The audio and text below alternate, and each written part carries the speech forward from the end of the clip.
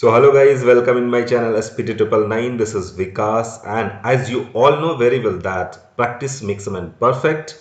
So in this lecture हम लोग बहुत अलग अलग तरीके के बेसिक से एडवांस तक के प्रोग्राम्स प्रॉब्लम सॉल्व करने वाले हैं पाइथन में। तो इनका यूज करके आप अपनी प्रैक्टिस कर सकते हो और पाइथन को थोड़ा और स्ट्रॉन्ग बना सकते हैं। हम लोग ये सारे टॉपिक्स कवर करेंगे प्रोग्राम्स प्रैक्टिस में, जिसमें if else, loop, function, string, listable, dictionary, set और ऊप्स के कॉन्सेप्ट यूज किए जाएंगे और इनका यूज करके हम प्रैक्टिस करने वाले हैं। सो गाइज ये सारे क्वेश्चंस हम लोग जुपिटर नोटबुक में करने वाले हैं। जुपिटर एक आईडी सॉफ्टवेयर है, हम लोग डिस्कस कर चुके हैं अलग अलग लेक्चर्स में।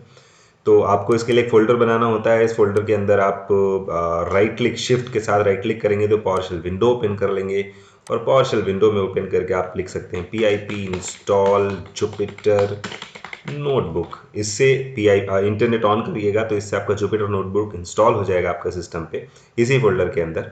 और इसके बाद यहाँ पे आप जुपिटर नोटबुक लिख करके इसे ओपन कर सकते हैं। ठीक है, तो जुपिटर जब ओपन होगा तो इस तरीके का एक स्क्रीन आपको दिखाई देगा। यहाँ पे देखो XYZ नाम की एक पहले से नोटबुक पड़ी है, आपको नई नोटबुक बनानी है। यहाँ पे जाइएगा, नोटबुक पे क्लिक करिएगा और आपको एक नई ब्लैंक नोटबुक मिल जाएगी और इस नोटबुक का आप नाम चेंज कर सकते हो। देखो यहाँ पे पहला बोला इसने कि पाइथन 3 यूज़ करना है, तो यहाँ पे आपको सेलेक्ट करना है। इसके बाद आप इसका नाम चेंज करने के लिए इस पर क्लिक कर लीजिएगा और जो नाम देना चाहते हैं आप वो नाम यहाँ पे दे दीजिएगा। और ये बॉक्स है, कोड बॉक्स, यहाँ पे आप अपना कोड लिखेंगे। इस तरीके के ढेर सारे बॉक्स बना सकते हैं, इसकी कॉपी कर सकते हैं, इसको ऊपर नीचे शिफ्ट कर सकते हैं। नया बॉक्स लेना है, इसके नीचे क्लिक कर दीजिए, इसके नीचे आ जाएगा। इसके ऊपर क्रिएट करना है नया बॉक्स तो इस पर क्लिक कर दीजिए।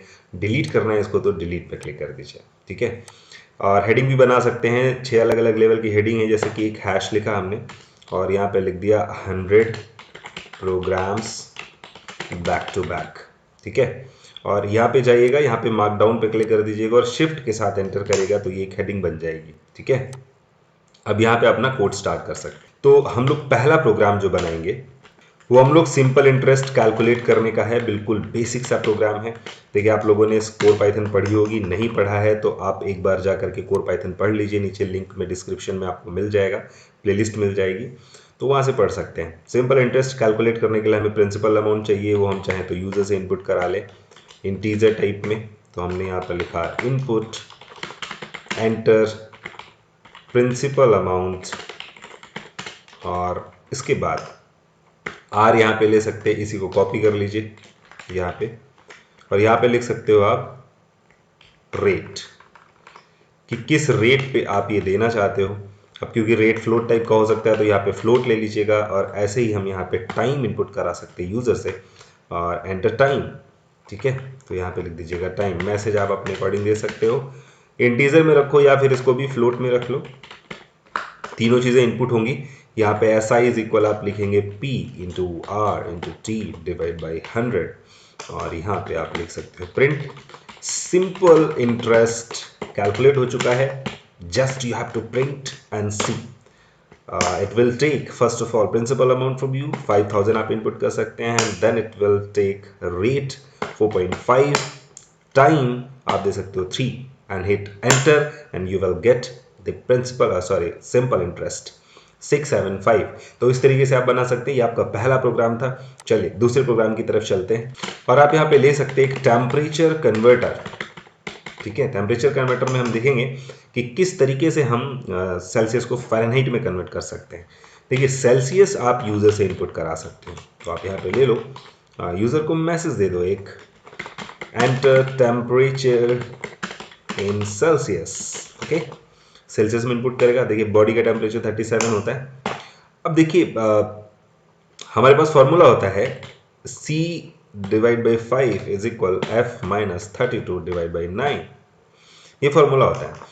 तो अगर आपके पास F है तो C इज इक्वल आप लिख सकते हो, C इज इक्वल, यहाँ पे ये मल्टीप्लाई हो जाएगा जा करके ऐसे 5 और C इज इक्वल, क्योंकि अगर आपके पास F पहले से दिया हुआ है तो C निकाल सकते हो। लेकिन अगर आपके पास C की वैल्यू है और आपको F कैलकुलेट करना है तो यही फॉर्मूला देखिए कैसे बनेगा।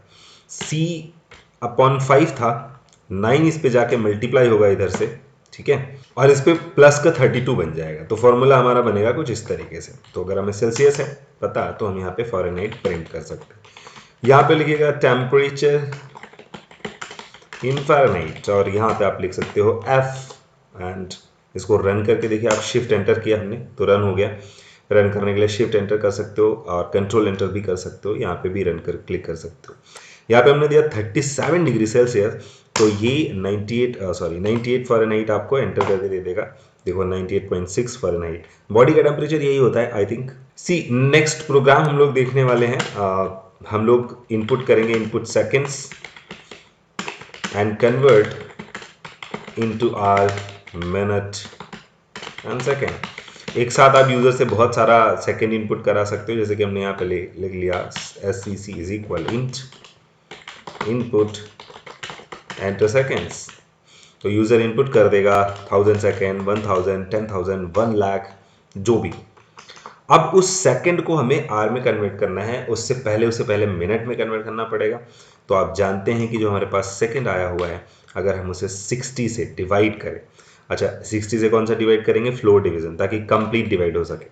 तो डिवाइड करके हम मिनट निकाल सकते हैं, ठीक है। लेकिन आपको पता है कि ये कंप्लीट डिवाइड तो होगा नहीं, पॉइंट में कुछ तो पार्ट बच सकता है, हो सकता है 10 बच जाए, 15 बच जाए।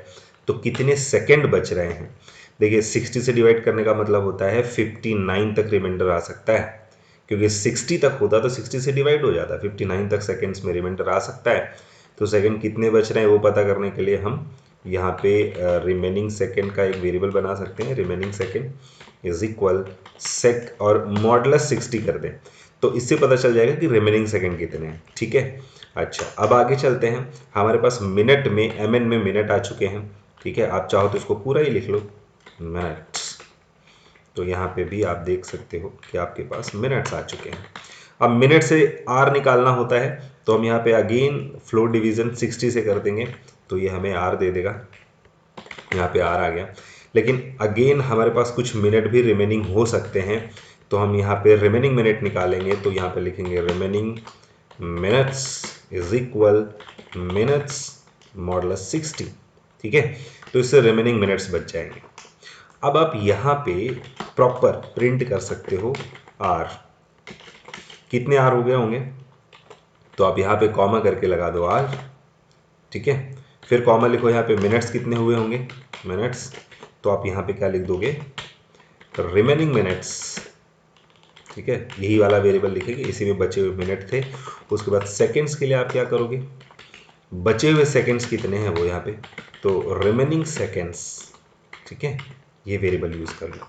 और आप देखो यहाँ पे सेकंड, जैसे कि हमने बोल दिया 25,000 सेकेंड्स या 2,50,000, आप इस तरीके से इनपुट करो और एंटर करो, तो आप देखो 69 आवर्स बन रहे हैं, 26 मिनट बन रहे हैं और 40 सेकेंड्स बन रहे हैं, ठीक है।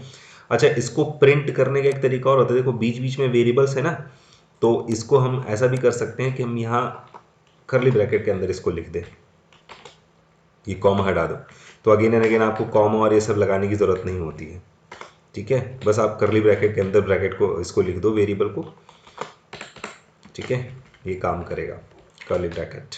बस एक काम करना होगा आपको, इसके पहले यहाँ स्टार्टिंग में आप F लगा दोगे, इसको बोलते हैं फॉर्मेटेड स्ट्रिंग। तो बीच बीच में स्ट्रिंग और जहाँ पे आपको वेरिएबल की वैल्यू चाहिए थी वहाँ पे आपने कर्ली ब्रैकेट लगा दिया। अभी भी ये वैसे ही काम करेगा, इसको रन करके देख लो आप, कोई भी सेकेंड्स इनपुट कर दो, ये देखो। तो ये भी एक तरीका होता है आउटपुट को प्रिंट करने का। तो हम लोग अपना फोर्थ प्रोग्राम देखेंगे यहाँ पे, जिसमें हम चेक करेंगे एलिजिबिलिटी फॉर वोट। हम यूज़र की एज इनपुट कराएंगे और बताएंगे कि वो वोट के लिए एलिजिबल है या नहीं। इसको मैं थोड़ा सा साइज बड़ा कर लेता हूँ, है ना। अभी आप देख सकते हैं यहाँ पे हमने लिखा age is equal int input age of a person. यहाँ पे एक एज इनपुट होगी और आप कंडीशन लगा दो, if age is greater than equal 18, कि अगर वो एज ग्रेटर दैन 18 है तो आप लिख सकते हो एलिजिबल, ठीक है। अच्छा इसका एल्स पार्ट भी आप लगा सकते हो, तो आप लिख दो नॉट एलिजिबल। अगर ये कंडीशन फेल होती है तो आप लिख सकते हो नॉट एलिजिबल। इसको रन कर दो आप, यहाँ पे इनपुट करो 34, तो ये आपको बता देगा एलिजिबल, ठीक है। इसके बाद हमारा अगला जो प्रोग्राम है, देखिए आप प्रैक्टिस करते जाइए, साथ में प्रैक्टिस ही हम लोग कर रहे हैं। तो फिफ्थ प्रोग्राम जो हमारा बनेगा, इवन एंड ऑड। आप एक नंबर इनपुट कराओ यूजर से और पता करो कि वो इवन नंबर है ऑड नंबर है, तो आप यहाँ पे num वेरिएबल ले सकते हैं, एंटर में यूज़र को मैसेज दे दो। हमेशा की तरह हम कुछ नया नहीं कर रहे हैं, बस अभी यहाँ पे लिख रहे हैं enter a number. I think आप फैमिलियर हो गए होंगे यूज़र इनपुट से। बस आपको एक कंडीशन अप्लाई करनी है that num modulus 2 is equal 0। अगर वो 2 से डिवाइड हो जाता है तो प्रिंट करो क्या, इवन। ठीक है, एल्स प्रिंट करो ऑड सी। तो ये एक सिंपल सी कंडीशन है, इसके अकॉर्डिंग ही काम करेगा। इसको रन करते हैं और देखते हैं कि क्या रिजल्ट आता है। जैसे हमने 5 दिया तो ये बताएगा odd number, and same to same अगर हम यहाँ पे दे दें 7 तो ये बोलेगा इवन नंबर। इसको वापस से रन कर सकते हो। ऑड नंबर के लिए, इवन नंबर के लिए 4 दिया हमने तो इवन दे दिया इसने। तो इस तरीके से हमारा 6 प्रोग्राम आता है। Next, positive and negative. देखिए यही वाला प्रोग्राम उठा लिया जाए, कॉपी कर लेते हैं, थोड़ा जल्दी हो जाएगा क्योंकि हमें इसी तरीके कुछ प्रोग्राम बनाना है। यहाँ पे बस यहाँ पे क्या करना है, एक नंबर इनपुट करना और चेक करना है कि क्या वो 0 से ग्रेटर है। अगर वो 0 से ग्रेटर है तो वो एक पॉजिटिव नंबर है। ठीक है, पॉजिटिव नंबर है। और 0 से ग्रेटर नहीं है तो या तो वो 0 होगा या वो नेगेटिव होगा। तो क्यों ना हम 0 को भी पॉजिटिव में ही काउंट कर लें। तो हम यहाँ पे इक्वल लगा देते हैं। इसका मतलब ये 0 को भी पॉजिटिव देगा और 0 से ग्रेटर कोई भी नंबर होगा पॉजिटिव देगा। रन करो इसको, यहाँ पे कोई भी नंबर इनपुट करो तो ये पॉजिटिव नंबर देगा। इसके अलावा अगर आपने माइनस दिया तो आपको नेगेटिव नंबर मिल जाएगा। Guys, next question is 7th number, जिसमें हम पता करेंगे ग्रेटर नंबर। तो हमारे पास 2 नंबर होंगे और इन दोनों नंबर के बीच में हम चेक करेंगे कि कौन सा नंबर बड़ा है। चलिए यहाँ पे देखिए, हम सबसे पहले नंबर 1 इनपुट करते हैं। ठीक है, एंड इसको कॉपी कर लो, आप पेस्ट करो, this is number 2 and you can apply a condition like if num is 1 is greater than num 2। तो इसका मतलब फर्स्ट नंबर इज ग्रेटर। ठीक है, आप चाहो तो उस नंबर को प्रिंट भी कर सकते हो, else print second number is greater। ठीक है, और चाहो तो आप इसको प्रिंट कर सकते हो। इस तरीके से ये काम करता है। अभी इसको आप रन करके देखो, यहाँ पे नंबर सॉरी इस पे कोई मिस्टेक है, कोई एरर है।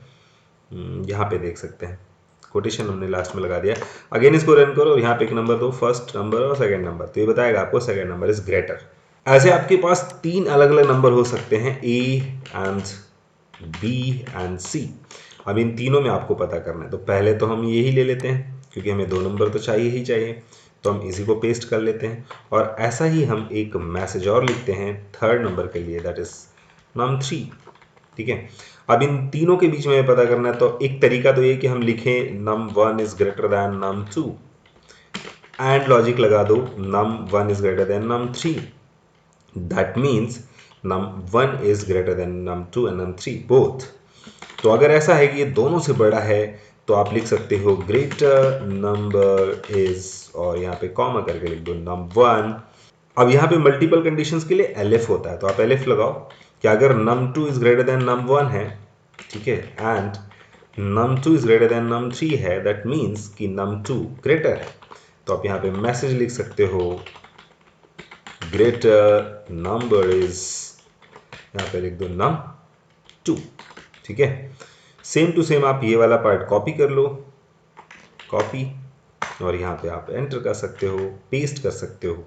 अब क्योंकि A और B दोनों बड़े नहीं है तो लास्ट में इसका मतलब C बड़ा होगा, तो C के लिए कंडीशन लिखने की नीड नहीं है, आप यहाँ पे लिख सकते हो C इज ग्रेटर। ठीक है, ये एक तरीका हो सकता है कि थर्ड नंबर ग्रेटर है, बट हो सकता है कि तीनों इक्वल हो, या हो सकता है 2 इक्वल हो, एक ग्रेटर हो, या 2 जो इक्वल हैं वही ग्रेटर है। इस तरीके की भी ढेर सारी कंडीशन बनती हैं, तो वो सारी कंडीशन आप यहाँ पे अप्लाई कर सकते हो। और इसके अलावा ये देखो, एक तरीका तो ये है ही, आप यहाँ पे 3 अलग अलग नंबर इनपुट करेंगे, ये बता देगा।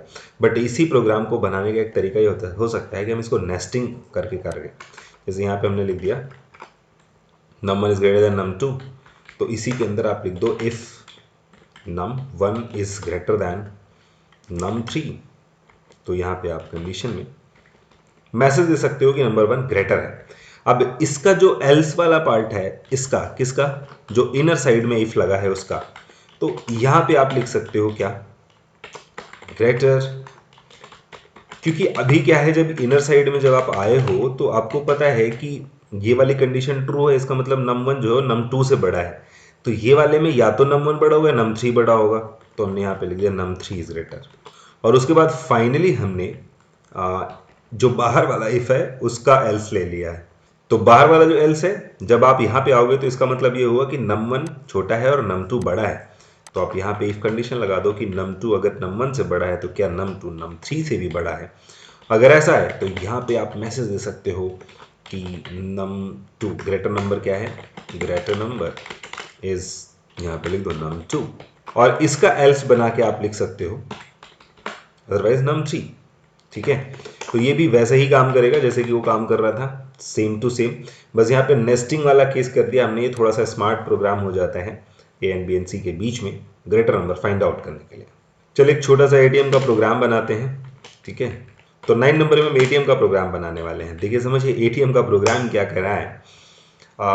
एक सिंपल सा एटीएम का प्रोग्राम है जिसमें हम यूजर से कुछ विड्रॉल अमाउंट इनपुट कराएंगे। जैसे आप एटीएम में जाते हो और वहां पे आप अपना एटीएम कार्ड लगाते हो, वो पासवर्ड चेक करता है, आपका नंबर चेक करता है, डिटेल चेक करता है, एंड देन आपको मैसेज शो करता है कि आप कितना अमाउंट इनपुट करना चाहते हो। पासवर्ड वगैरह चेक करने के बाद वैसा ही कुछ मैसेज हम यूजर को देते हैं कि वो कितना विड्रॉल करना चाहता है। तो हम डायरेक्ट यहाँ पे लिखते हैं कि भाई अपना विड्रॉल अमाउंट बताओ, तो एक अमाउंट इनपुट होगा। इसके बाद हमारे पास एक वेरिएबल होता है बैलेंस नाम का, तो क्या करता है आपके बैंक अकाउंट से आपका बैलेंस फेच करके ले आता है। लेकिन हमारे पास अभी कोई बैंक अकाउंट नेटवर्किंग तो है नहीं, हम छोटा सा प्रोग्राम बना रहे हैं, तो हम यहाँ पे सपोज कर लेते हैं कि उनके अकाउंट में इतना बैलेंस पड़ा हुआ है। नाउ आप अप्लाई करो कंडीशन जिसमें आप चेक करो कि विड्रॉल अमाउंट जो इनपुट हुआ है क्या वो बैलेंस अमाउंट से ज्यादा है। अगर ये कंडीशन है ऑब्वियसली आप यहाँ पे क्या लिखोगे, मैसेज इनसफिशिएंट बैलेंस। ठीक है, और एल्स में आप आ जाओ, यहाँ पे क्या बताओगे। अगर ऐसा नहीं है तो इसका मतलब विड्रॉल अमाउंट ज्यादा नहीं है, कम है, तो फिर आपको मैसेज देना है कि भाई अमाउंट विड्रॉल हो जाएगा। विड्रॉल जो मशीन है आपकी एटीएम मशीन है वो पैसे विड्रॉल कर देगी, साथ में मैसेज भी शो करेगी। और साथ में बैलेंस को अपडेट भी करना है, तो हम बैलेंस को अपडेट कर देते हैं कि बैलेंस माइनस विड्रॉल, यानी बैलेंस में से विड्रॉल अमाउंट घटा दो, जो बचा हुआ है वो बैलेंस में ट्रांसफर कर दो। फिर साथ में मैसेज भी दे दो। क्या मैसेज देना है भाई, ट्रांजैक्शन सक्सेसफुल। और बाहर अगर के आप करेंट बैलेंस भी दिखा दो, योर करेंट बैलेंस इज, तो ये दोनों के केस में चलेगा, ध्यान रखिएगा। दोनों केस का मतलब जब विड्रॉल अमाउंट ज्यादा होगा तब भी और नहीं होगा तब भी। तो हम यहाँ पे बैलेंस रन कर देते हैं। अब यहाँ पे देखो जैसे कि हमने 3400 दिया तो ये बताएगा कि ट्रांजेक्शन सक्सेसफुल और करंट बैलेंस इज, क्योंकि बाकी का अमाउंट विड्रॉल हो चुका है। लेकिन अगर यहाँ पे हम दे दें ज़्यादा अमाउंट दे दें ऐसे करके कुछ भी, देखो आप कह रहा है कि इनसफिशिएंट बैलेंस और again your current balance is balance. Next हमारा जो है 10th नंबर का प्रोग्राम होगा income tax calculation. Income tax calculation में क्या है, आप यूजर से उसकी इनकम पूछोगे। ठीक है, और as per the tax slab you have to calculate the income tax, आपको इनकम टैक्स कैलकुलेट करके देना है। तो देखिए कि इनकम टैक्स कैलकुलेशन आप इस तरीके से भी कर सकते हो, जैसे हमने बताया कि कुछ 5% का टैक्स लगना है अगर आपका जो इनकम है वो 2.5 लाख तक है, यानी 2.5 लाख तक है।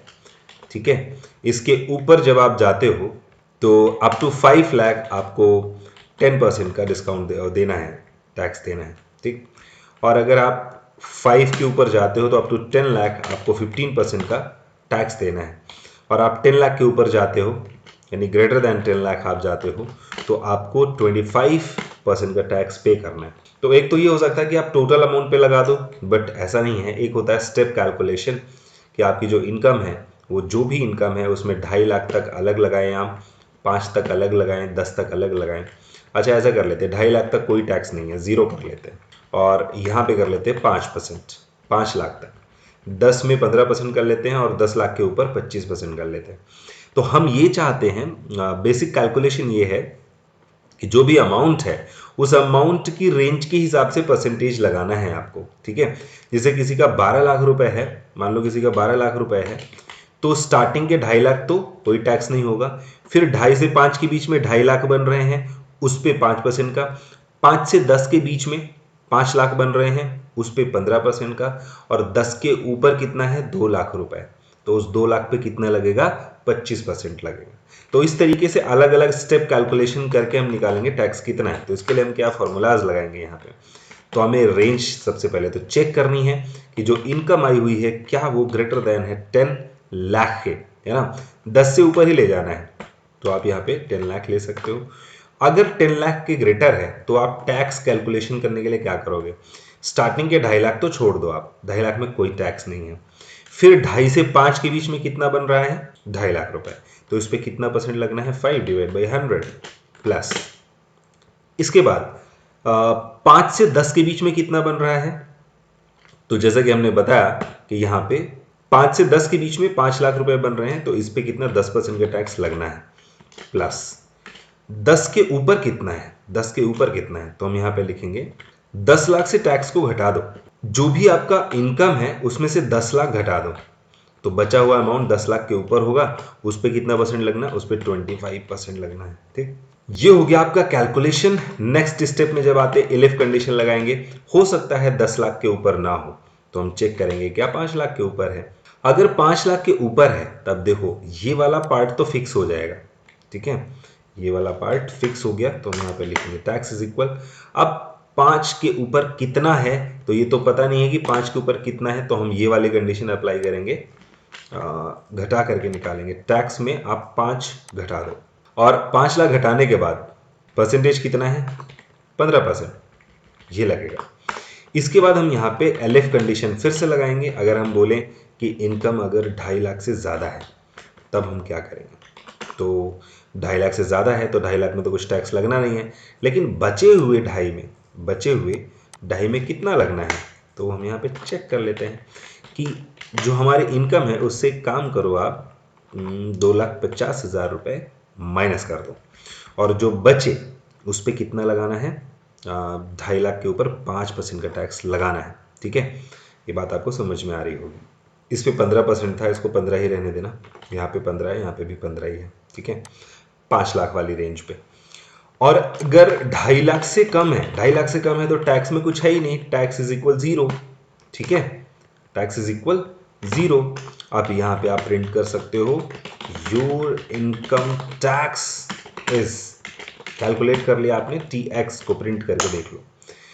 इनपुट करो अमाउंट, जैसे मान लो कि हमने 12 लाख रुपए इनपुट किया, तो जैसा कि मैंने बताया कि अब ये क्या करेगा, 12 लाख रुपए में से स्टार्टिंग के 2.5 लाख में 5% है, 5 से 10 के बीच में उस पर अलग 15% है, और 10 के ऊपर जो है उसमें 25% का टैक्स, टोटल मिलाने के बाद 1,37,500 रुपये टैक्स बनेगा। वो ये कैलकुलेट करके आपको देगा। तो इसकी प्रैक्टिस करिएगा, ये आपको समझ में आ जाएगा, कोई बड़ी चीज़ नहीं है। इसके बाद हमारा अगला प्रोग्राम है मोबाइल बिल कैलकुलेशन का, या टेलीफोन बिल कैलकुलेट कैसे करते हैं।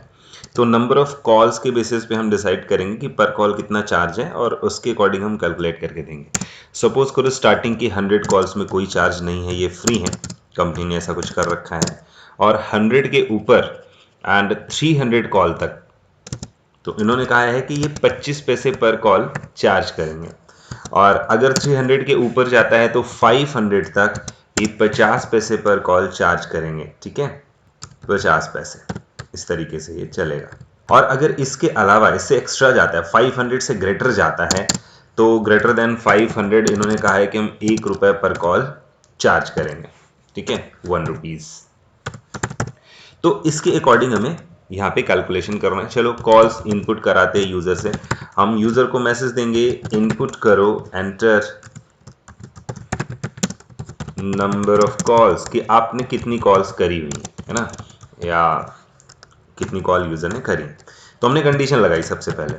तो इफ़ में हमने दिया कि हमारी जो कॉल्स हैं अगर वो ग्रेटर दैन हो किसके, 500 के। बड़ी वाली वैल्यू को लेकर के चलते हैं, 500 से ग्रेटर है तो देखिए स्टार्टिंग की 100 कॉल्स में तो कोई चार्जेस नहीं है। ठीक है, हमने यहाँ पे लिया चार्ज इज इक्वल, और 100 कॉल के बाद उन्होंने बोला है कि 300 तक 25 पैसे का चार्ज है। इधर 100 से 200 के बीच में कितनी कॉल्स बन रही हैं, 200, 300 के बीच में, 100 से 300 के बीच में, तो 25 का 0.25 का हमने मल्टीप्लाई कर दिया यहाँ पे। ठीक है। इसके बाद प्लस लगाया, फिर 300 से 500 के बीच में कितना बन रहा है, अगेन 200 बन रहा है, तो इस 200 में कितना लगने वाला है, 0.50 लगने वाला है, प्लस अब 500 से अबव कितनी कॉल्स हैं ये तो हमें पता नहीं है, तो अगेन हमें कॉल्स माइनस 500 करना पड़ेगा और जो रिमेनिंग कॉल है उसमें 1 रुपए पर कॉल का चार्ज करना है। एलएफ में कंडीशन लगाएंगे कि अगर कॉल्स जो हैं वो 500 से ग्रेटर नहीं है, तो हमने कहा क्या 300 से ग्रेटर है, 300 से ग्रेटर लगा लेते हैं। तो अगर 300 से ग्रेटर है तो इसका मतलब चार्ज इज इक्वल क्या होगा, स्टार्टिंग की 200 में तो वही लगने वाला है 0.25 प्लस अब 300 के ऊपर कितना ये हमें पता नहीं है, तो अगेन हम यहाँ पे कॉल्स माइनस 300 करेंगे और जो बचा हुआ अमाउंट है उस पे 0.50, क्योंकि 300 से ऊपर है 500 से लेस है, 0.50 का मल्टीप्लाई कर देंगे। इसके बाद हम एक एलिफ कंडीशन और लगा लेते हैं यहाँ पे, और हमने कहा कॉल्स अगर ग्रेटर देन 100 हैं, ठीक है, ग्रेटर देन 100 हैं, तब 100 से ग्रेटर कितनी है ये तो हमें पता नहीं है, तो हम यहाँ पे लिखेंगे कॉल्स माइनस 100, ठीक है। 100 से ऊपर कितनी कॉल्स हैं ये हमें पता चल जाना चाहिए, और जैसे हमें पता चलेगा तो हम उसको मल्टीप्लाई कर देंगे 0.25 से, एंड लास्ट में एक एल्स लगा लो और बोलो फिर चार्ज इज इक्वल 0, क्योंकि अगर 100 से लेस है तो फिर भाई उस पर कोई चार्ज नहीं है। फाइनली आप यहाँ पे आकर के अपना मोबाइल बिल प्रिंट कर सकते हो, बिल इज इक्वल और यहाँ पे चार्ज, ठीक है। बस इसको आप रन कर लो, यहाँ पे रन करके आप इसको आउटपुट में देख सकते हो। तो हमने यहाँ पे नंबर ऑफ कॉल्स जैसे कि 700 एंटर करी, तो इसने 350 रुपीज़ का बिल हमें बताया। तो इस तरीके से काम करता है। तो गाइज ये 11 नंबर का क्वेश्चन था, 11 नंबर का प्रोग्राम था, और इसके बाद हम लोग 12th क्वेश्चन पे चलेंगे, और 12th प्रैक्टिस क्वेश्चन जो है वहाँ से हम लोग लूप की प्रैक्टिस करना स्टार्ट करेंगे। अब हमारे पास लूप के प्रोग्राम्स आने वाले हैं। तो यहाँ पे फर्स्ट प्रोग्राम हम बनाने वाले हैं प्रिंट 1 to 10 एंड 10 to 1। तो फॉर लूप हमारे पास है आई इन रेंज, हम लिखेंगे यहाँ पे 1 to 10 के लिए 11 लेंगे, क्योंकि लूप जो हमारा होता है वो लास्ट वैल्यू इंक्लूड नहीं करता है, और यहाँ पे बस हम लिख देंगे आई। तो आपको पता है कि जैसे आप इसे रन करोगे ये आपको 1 to 10 नंबर्स प्रिंट करके दे देगा, ठीक है। तो देखिए आपके पास 1 to 10 आ गया, और इसी में अगर आपको 10 to 1 चाहिए तो आप इसको रिवर्स कर सकते हो, यहाँ पे लिख दो 10, यहाँ पे लिख दो -1 और अगेन -1, क्योंकि लास्ट वैल्यू रन नहीं होती इसलिए -1, और क्योंकि रिवर्स ऑर्डर में चलाना है इसलिए -1 स्टेप वैल्यू दे रहे हैं, ठीक है। तो ये इस तरीके से रन करके आप देख सकते हो, यहाँ पे ये लो 10 to 1 आ गया।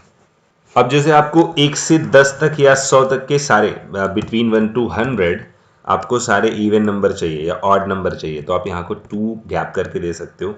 जैसे आप 2 का स्टेप गैप दोगे तो इसका मतलब है 1 से सीधे 3 पे जाएगा, 3 से सीधे 5, 5 से सीधे 7 ऐसे। और अगर आप इसको 0 या 2 से स्टार्ट कर दो तो अब ये सारे के सारे इवन नंबर दे देगा, क्योंकि 2, 2 से 4, 4 से 6 ऐसे करके रन करेगा ये। अब जैसे आपको किसी नंबर की टेबल प्रिंट करनी हो, ये 14 नंबर का क्वेश्चन ले लेते हैं 14, जिसमें हम टेबल प्रिंट कर लेते, print table of a number. एक नंबर ले लेंगे, चाहे तो हम उसे यूजर से इनपुट करा सकते हैं, तो हमने कहा यूजर से int input enter a number. तो यूजर एक नंबर इनपुट करेगा, उस नंबर का हम टेबल प्रिंट करने वाले हैं, ठीक है। यहाँ पे आप देख सकते हो कि जो भी नंबर यूजर इनपुट करे, देखो कई तरीके हो सकते हैं। नंबर इनपुट करे यूजर, उसको हमने n पे लिया, यहाँ पे लिया n into 10, ठीक है, +1 एक्स्ट्रा ले लो, और यहाँ पे n का कैप दे दो, ये तब भी प्रिंट कर देगा, आपको तब भी आंसर मिल जाएगा। हमने यहाँ पे एंटर कर दिया 7 की टेबल आ जाएगी। अब इसका एक दूसरा तरीका ये भी है कि क्यों ना हम लूप को 1 to 10 ही चलाएं, 11, और i into n कर दें यहाँ पे, ठीक है। तो n यहाँ पे मल्टीप्लाई होता रहेगा एक एक वैल्यू से। तो यहाँ पे रन किया हमने, एंटर में हमने कर दिया 7। इसी तरह से अगर आपको 1 से लेके 10 तक के सभी नंबर का एडिशन चाहिए हो, 1 से लेके 10 तक सभी नंबर का एडिशन चाहिए हो, चलो ये लूप यहाँ से ये हटा देते हैं। ये 15 नंबर का क्वेश्चन हो गया आपका। 15 नंबर में हम 15 एडिशन फ्रॉम 1 to 10 नंबर्स, सारे नंबर का एडिशन चाहिए, तो आप लूप को चला दो सिंपल। यहाँ पे आपको लिखना है s, तो एक एक्स्ट्रा वेरिएबल आपको यहाँ लेना पड़ेगा जिसको इनिशियली 0 कर लो और यहाँ पे आओ s is equal S plus I कर दो। होता क्या है कि s की वैल्यू 0 है तो फर्स्ट स्टेप में s की कोई ना कोई वैल्यू होनी चाहिए, तभी i को उसमें ऐड करेगा। तो 0 के साथ ऐड करेगा तो जो नंबर होगा 1 वही 1 आ जाएगा, s में स्टोर हो जाएगा। नेक्स्ट इटरेशन में क्या होगा कि 2, यहाँ पे 2 आएगा i की वैल्यू और पहले से s में 1 पड़ा है तो 2 1 3 हो जाएगा, 3 जाके s में स्टोर हो जाएगा। फिर अगली वैल्यू आएगी 4 तो वो ऐड होकर के इसमें इस तरीके से चलेगा और सिंपल सा एडिशन आपको मिल जाएगा। एडिशन इज इक्वल आप कर सकते हो यहाँ पे s, ठीक है, और s में करके आप इसको रन कर देना, ओके कर देना, तो 55 आ गया। Addition is equal 55। तो हम लोगों ने कुछ प्रोग्राम वहाँ पे पाइथन के आइडियली में देखा। नेक्स्ट प्रोग्राम हम लोग वापस जुपिटर में देखते हैं। अलग अलग आईडी यूज़ करके देखना चाहिए, सभी प्लेटफॉर्म को यूज़ करते रहना चाहिए। सो नेक्स्ट प्रोग्राम हमारा 16 नंबर का है। 16 नंबर के प्रोग्राम में हम लोग देखने वाले हैं फैक्टोरियल का कैलकुलेशन, ठीक है। फैक्टोरियल कैसे निकालते हैं, तो आई थिंक आपको फैक्टोरियल पता होगा। किसी भी नंबर को इनपुट करने पे, जैसे कि आपने 5 इनपुट किया तो फ्रॉम 1 to 5 सारे नंबर का मल्टीप्लिकेशन ही 5 का फैक्टोरियल होगा, ठीक है। ये बहुत सिंपल सा प्रोग्राम है। आपको एक लूप स्टार्ट करना है और इस लूप को आपको कहाँ तक ले जाना है, 1 से लेके उस नंबर तक 5। तो मान लो कि हमने यूजर से इनपुट कराया होगा तो n लास्ट वैल्यू को हैंडल करने के लिए +1, तो हमें यहाँ पे n यूजर से इनपुट कराना पड़ेगा। चलो यहाँ पे मैसेज दे देते हैं कि enter a number two calculate factorial, ठीक है। यहाँ पे आएगा एक वेरिएबल हमें एक्स्ट्रा लेना पड़ता है जिसको हम 1 करेंगे। जैसे हम 1 से 10 तक सभी नंबर का एडिशन कर रहे थे, वैसे ही हम 1 से 5 तक या जो भी यूजर नंबर देगा वहां तक सबका मल्टीप्लाई करना है। तो हमें एक वेरिएबल एक्स्ट्रा चाहिए होगा जिसमें हम इन सबको मल्टीप्लाई करेंगे, बट क्योंकि मल्टीप्लाई है तो हमें इनिशियली इसको 1 रखना पड़ेगा। अगर हम इनिशियली 0 रख दें एडिशन वाले की तरह, इनिशियली अगर इसको हम 0 रख दें तो मल्टीप्लाई करके 0 कर देगा, इसलिए 1 रखना पड़ा। और जब हम लूप के बाहर आएंगे तो सारे नंबर इसमें मल्टीप्लाई होकर के आ जाएंगे। तो आप यहाँ पे लिख सकते हो फैक्टोरियल इज इक्वल और यहाँ पे f को प्रिंट कर दो। देन आप इसको रन करा के देखो तो यहाँ पे पूछेगा, जैसे हमने 5 दिया तो 5 का जो फैक्टोरियल होगा 120 होगा, इस तरीके से। सो नेक्स्ट हमारा जो क्वेश्चन है वो है 17 नंबर का, और 17 नंबर के क्वेश्चन में हम देखेंगे कि हम HCF कैसे कैलकुलेट कर सकते हैं। HCF मतलब हाईएस्ट कॉमन फैक्टर। तो दो नंबर हम यूजर से इनपुट करा सकते हैं और उन दोनों नंबर का HCF क्या होगा ये चीज हम समझेंगे।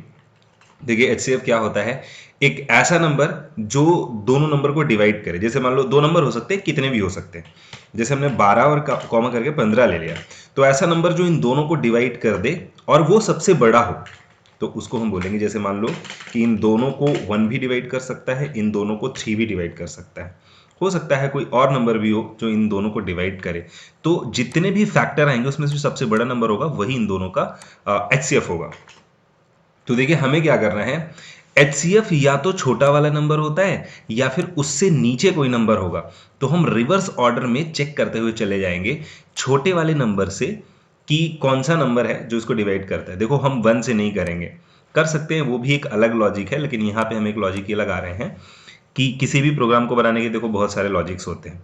तो एक लॉजिक ये है कि हम छोटे वाले नंबर से स्टार्ट करें और एक एक करके कम करते हुए चले आए और हर नंबर से डिवाइड करेंगे। देखो यहाँ पे हमें कैसे पता चलेगा, मान लो यूजर से हमने नंबर ले लिया इंट में इनपुट, तो यहाँ पे हमने दोनों नंबर ले लिया। अब इन दोनों में से छोटा वाला नंबर कौन सा है, mn इज इक्वल, तो हम यहाँ पे लगा देंगे इफ हमारे पास छोटा नंबर a है, if a is less than b else b, ठीक है, ये हम यूज कर लेंगे इफ को, और इस तरीके से हमारे पास mn में छोटा नंबर आएगा। तो हम फॉर i इन रेंज और mn से स्टार्ट करके -1 तक लेकर के आएंगे, ठीक है, और एक एक करके कम करना है इसलिए -1 यहाँ पे दे देंगे। यहाँ पे आते हैं, कंडीशन लगाएंगे, इफ i में जो वैल्यू आ रही है अगर वो a को पूरी तरह से डिवाइड कर दे, एंड i में जो वैल्यू आ रही है अगर वो b को भी पूरी तरह से डिवाइड कर दे, तो वही हमारा HCF होगा। बहुत सिंपल सा यहाँ पे आप मैसेज दे दो HCF इज इक्वल i, और इसके बाद क्योंकि हमें आगे चेक नहीं करना है तो हम ब्रेक करके बाहर आ जाएंगे। तो कोई नंबर नहीं मिला तो लास्ट में 1 तो सबका HCF होता ही है, ठीक है, और बीच में इन बिटवीन ही कहीं ना कहीं मिल जाएगा। बस और कुछ करने की नीड नहीं है, इसको आप सीधे रन करा सकते हो। और यहाँ पे पूछ रहा है नंबर बताओ, हमने कहा 12 और अगला नंबर हमने दिया 15, तो इन दोनों का देखो HCF 3 निकल करके आ गया। ऐसे ही हमारे पास 18 नंबर का क्वेश्चन होगा, दैट इज एलसीएम। कुछ ऐसा ही लॉजिक इसमें भी लगता है, देखिएगा एलसीएम का। ठीक है, हमने यहाँ पे लिखा एलसीएम। एलसीएम क्या होता है? लीस्ट कॉमन मल्टीप्लिकेंट, मतलब एक ऐसा नंबर जिसको ये दोनों डिवाइड कर दें। जैसे मान लो हमने दो नंबर दिए, ठीक है, तो एक ऐसा नंबर जिसको ये दोनों डिवाइड कर दें, तो कौन सा हो सकता है? जैसे कि 60 हो सकता है, जैसे कि 120 हो सकता है, जैसे कि 180 हो सकता है, और ऐसे बहुत सारे नंबर होंगे जिनको ये दोनों डिवाइड कर सकते हैं। बट हमें कौन सा चाहिए? लोएस्ट वाला, यानी 60 चाहिए हमें। तो सबसे पहले तो हम ये दो नंबर इनपुट कराते हैं यूजर से। इस बार हम क्या करेंगे? बड़े वाले नंबर को ढूंढेंगे, क्योंकि जो एलसीएम होगा वो या तो बड़ा वाला नंबर होगा या बड़े से ऊपर कोई नंबर हो सकता है। जैसे मान लो यहाँ पे अगर 24 होता तो 24 ही इन दोनों नंबर का एलसीएम होता, क्योंकि 24 से 24 भी कट सकता है और 24 जो है वो 12 से भी कट जाएगा। इस वजह से आप कह सकते हैं कि इन दोनों में ये वाला नंबर होगा। तो एलसीएम जो है वो या तो बड़ा वाला नंबर होता है या बड़े से बड़ा कोई नंबर होता है। तो इसलिए हम बड़े वाले नंबर को यहाँ पे ढूंढते हैं। तो हम क्या करते हैं? यहाँ पे इस तरीके से ग्रेटर देन लगाते हैं, A if A is greater than B, else B. अब हम क्या करेंगे? यहाँ पे मैक्स नंबर ले रहे हैं, तो हम यहाँ पे मैक्स ले लेंगे, mx। ठीक है, और जाना कहां तक है? a into B plus one एक एक्स्ट्रा ले लेना। a इंटू बी क्यों? क्योंकि कोई भी नंबर हो सकता है बीच में ना मिले, तो इन दोनों का जो मल्टीप्लाई होगा ना वो तो होगा ही होगा, है ना। लास्ट ऑप्शन है कि अगर इससे पहले कोई ना मिल गया तो अच्छी बात है, नहीं मिलेगा तो इन दोनों का जो मल्टीप्लाई होता है वो तो एलसीएम होता ही होता है। अब यहाँ पे थोड़ा सा चेंजेस करेंगे हम। क्या कि अब आई में जो नंबर आ रहा है उसको मॉड्यूल करो ए से, और अगर वो पूरी तरह से डिवाइड हो जाए, और आई में जो नंबर आया उसको मॉड्यूल करो बी से, अगर वो पूरी तरह से डिवाइड हो जाए, कंप्लीटली डिविजिबल है, तो एलसीएम इज इक्वल जो आई में जो नंबर आया है वही है, और उसके बाद ब्रेक करके बाहर आ जाओ, आगे हमें चेक करने की जरूरत नहीं है। तो इसमें भी एट लास्ट कहीं ना कहीं एलसीएम तो मिल ही जाएगा। अब इसको आप रन करके देख सकते हो, 12 और यहाँ पे 15, तो देखो 60 आ रहा है। ठीक है, इसको हम बोलते हैं एलसीएम। इसके बाद नेक्स्ट क्वेश्चन अगर आप देखें तो यहाँ पे 19 नंबर का क्वेश्चन होगा, जिसमें हम प्राइम नंबर समझने की कोशिश करेंगे। देखो प्राइम नंबर क्या होता है? एक ऐसा नंबर जो या तो 1 से डिवाइड हो या सेल्फ से हो, इसके अलावा किसी से ना हो, जैसे कि 13, जैसे कि 17, ऐसे नंबर को प्राइम नंबर कहा जाता है।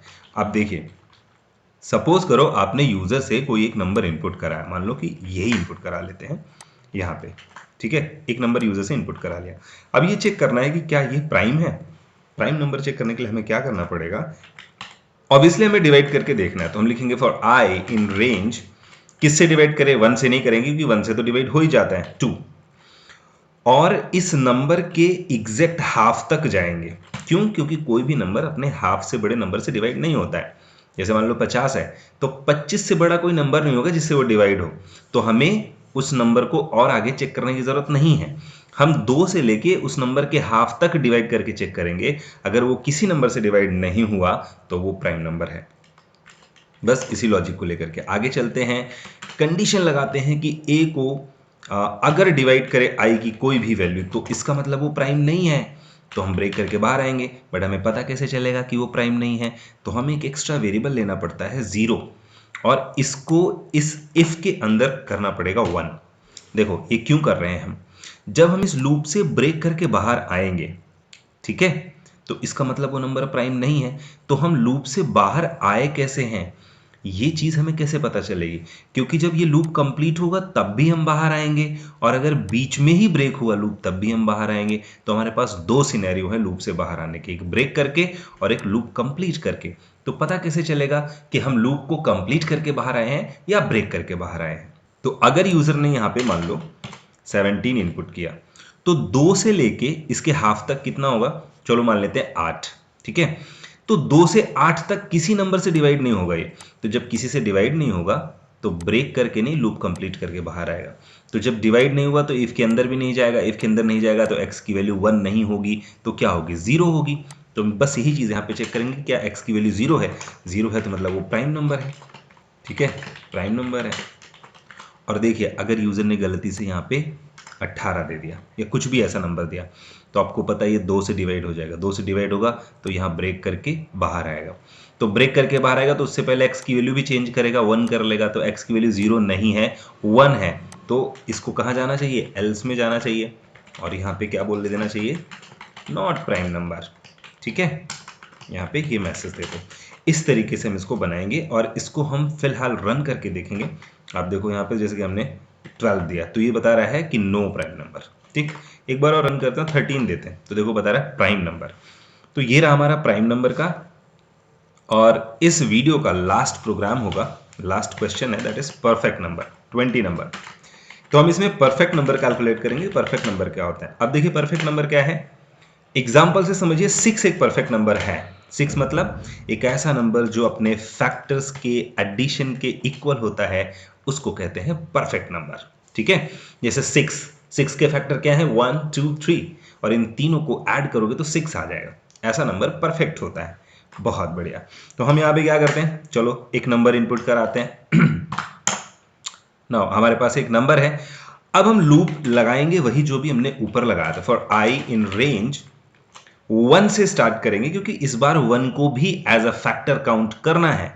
कहां तक ले जाएंगे, जो नंबर आया है उसके एग्जैक्ट हाफ तक ले चलो, क्योंकि इससे बड़ा कोई नंबर होगा नहीं, यहां तक हमें जाना है, सारे फैक्टर मिल जाएंगे। अब क्या करें, इफ जो हमारा ए है उसको मॉड्यूल करते हैं आई से, और अगर मॉड्यूल हो गया तो मतलब आई की वो वैल्यू ए का फैक्टर है, तभी तो उसको डिवाइड कर रहा है। तो हम एक वेरिएबल में इस आई को ऐड कर लेंगे, तो हमें ये वेरिएबल एस में 0 लेना पड़ेगा इनिशियली, यहां पे है।